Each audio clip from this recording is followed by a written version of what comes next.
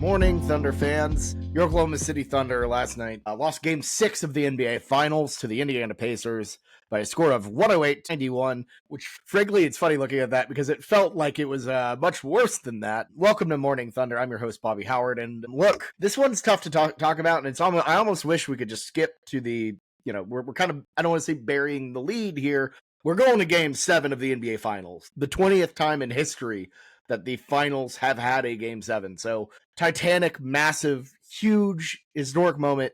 It all boils down to that Game 7 in OKC. And I want to talk about that for sure. Probably not on this episode because it goes way more in depth and all of that. And that's, at the end of the day, that's sort of what matters on this one. But Game 6 was atrocious for Oklahoma City. The Thunder got out to a 10-2 lead. And from that point on, completely let go of the rope. The Pacers, completely dominated the Thunder throughout the rest of that run. The effort was there. The desperation was there for the Pacers. The quality at home. You had big players, big role players stepping up in moments that they didn't do in Oklahoma City. Obi Toppin was unbelievable, 20 points, shot the lights out from three. The shooting variance very much swung towards the Pacers on this one.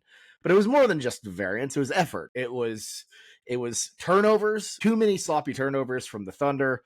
They didn't play to their standard at all. Alex Caruso after the game essentially said they did everything wrong. They couldn't control the controllables. Gilgeous-Alexander after the game said they just flat out sucked. And it's a frustrating effort, a confounding effort, given that you could have won a title that night. You could have won a title last night. Like, citizens of Oklahoma City should still be smelling like the canal this morning. And I don't want to say they should have because they were thoroughly outplayed by the Pacers. This was the Pacers' night for sure. But that opportunity was there, and the Thunder didn't even show up. And they didn't even clock in outside of that early burst. And it's frustrating that this has happened a couple times. Obviously, think of Wolves Game 3. I think Denver Game 6 wasn't great as well. But that's just who this Thunder team was on the road. And I say was because that was the last road game of the season. They just weren't. They never were able to replicate the same level of energy, especially in the playoffs on the road. Go back through Memphis, go back through Denver, Minnesota, Indianapolis. Every time they won, it felt like a minor miracle. And, it's hard to get these series done as early as you would like when you do that. And then in some series, like the Indiana series and Denver series, if you don't take care of home court, early on, you can let this thing slip into a Game 7 situation. And the Thunder certainly just didn't have it tonight or last night. They were thoroughly outplayed. And yeah, I mean, the Pacers did what they do all season. They bounced back. They don't lose 3 straight. They barely lose 2 straight. So 3 straight might have been a little optimistic on our end. But the good news is the Thunder bounced back well themselves. They've only lost back-to-back 2 times this entire season. I've talked about it a ton. One of which was in November when they didn't have any centers. And then the other time coming in April, which, hey, that was Morning Thunder. Around the time we launched, a back-to-back loss to the Lakers. It was the Rockets and then the Lakers in a situation where they had the 1 seed locked up. They had all of this locked up.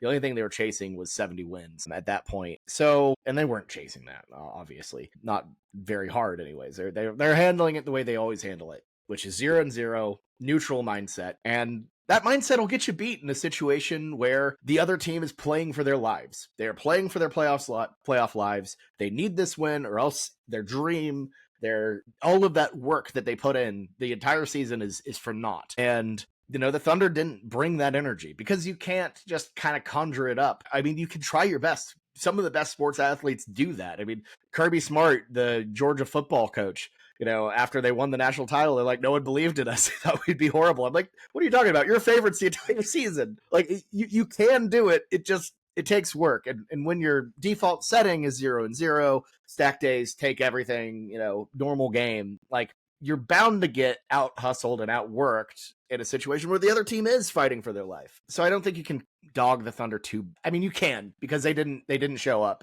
It was a no-show for a lot of these, the Thunder. I thought SGA, you look at the scoring aspect of it, he was decent, but the 8 turnovers are uncharacteristically awful for Shea. 8 turnovers it's just dreadful, and he's got to be better. The turnovers in general, only 21 total turnovers for the Thunder compared to the Pacers 10. That's going to get you beat style of play. The Thunder need to generate more turnovers. They need to cut down on that 21. That was awful. And Shea was the leading driver of a lot of those turnovers. I thought Chet didn't score very well outside of that really good drive early on in the game. The 3-point shooting was just putrid. And it looked, it's the garbage time minutes help the bottom line a lot. Jay Will hit 2 threes. Isaiah Joe hit 2 threes, but it was dreadful. It was dreadful in the way that Game 4 was dreadful, and they just couldn't shoot their way out of it. And with a team this split where they're really good at home, not great on the road, it's hard to analyze this and be like, oh well, what do they need to fix? Everything. They need to fix everything. We know what the Thunder look like when they're playing in the confines of Paycom Center. It ain't that. It can't be that. I don't think they've put up a playoff performance remotely near that at home, but it's a one-off now. We're looking at a true proper championship game. This is the only way you can get a proper win or go home. The trophy's in the house. One of y'all are getting it. Game 7. It's only happened 20 times. This is the 20th time it's ever happened. These are rare gems of a game, and it's coming to Oklahoma City, which is, that's what you live for, folks, right? Everyone loves this. This is like this. You don't love basketball. The nerves have to be through the roof this weekend. I'm going to recommend y'all do something else to take your mind off basketball. The 2-day wait is going to be just an absolute killer. Take a day trip. Go to the zoo. I don't know. We have a great zoo in Oklahoma City if you haven't visited it. I don't know. No free advert to the zoo, even though I am a proper zoo friend. I got that free pass on me, but I recommend going to the zoo. It's great times. Do something to get your mind off this, because the pressure, human beings aren't meant to live in that pressure, and especially not as a fan. Like, go literally touch some grass. So maybe I'm talking to myself as much as anybody here. But this game 7 is going to be enormous. It's one of the biggest events. It's the biggest game in Thunder history by far. Obviously, it's the biggest sporting event that's ever taken place in Oklahoma across any team, any sport. This is it. This is massive. It is the first championship that an OU, like, if you're talking about, with all due respect to softball and baseball and the other sports, let's be honest, the big sports in this one: OU football, OSU football, Thunder basketball. First championship game. We're calling this a championship game because that's what it is. It's win or go home, get the ship. That's it. It's the first proper championship game that either of those teams have played in since the 2008-2009 national championship of Sam Bradford versus Tim Tebow. Like, this is a moment that is enormous for folks, and it's going to be massive. It's going to be massive. And Oklahoma City, like, what they've done to get to this point, 68 wins. I don't want to say it don't mean a thing without the ring, but this is the best opportunity they've ever gotten it. They have it at home to rephrase what every single person, or not rephrase, but just re-say what every single podcast is saying this morning. If you told us we have a game 7 at home, would you take that deal in November? And you say yes. You do. Yeah, you totally do. And you have to, I don't want to say like the Thunder's odds. You do, but the problem is the Pacers don't care about that. They haven't cared about that the entire season. They have defied the odds. They take the longest of odds and they find a way to make magic happen, which is why you had to put forth a better effort in this game 6. Because the balls might bounce the wrong way, or someone gets hot, or, I mean, this is just calling out for a TJ McConnell game where he rips your heart out like, Indiana Jones. You're not Indiana Jones, but you know what I mean. Kalima, yeah, that's what he can do to the Thunder on Sunday.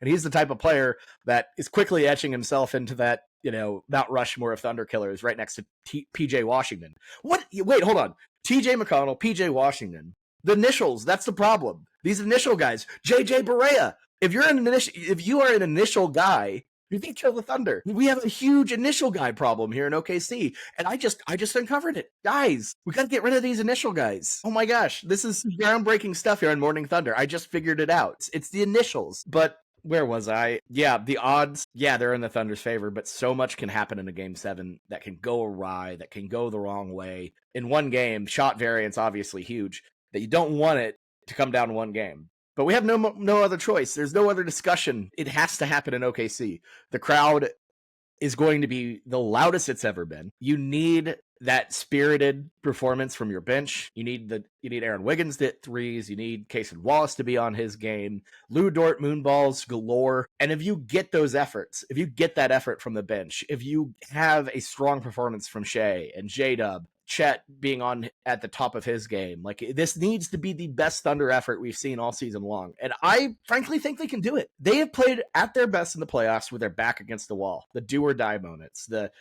moments where you realize and look at yourself in the face and think this is where the Thunder are done. And they find a way to always bounce back and throw that last punch. And they've done it all season long. They've done it all playoffs long. They just need to come through one more time in the biggest moment where it matters the most. They've done it all season. They've done it. They've done it all season long, and they just got to go out and execute. We'll do a lot more game 1 preview game 7 preview as that nears. But until then, folks, just enjoy the rest of your weekend. Try to keep the faith. Thunder up, everybody.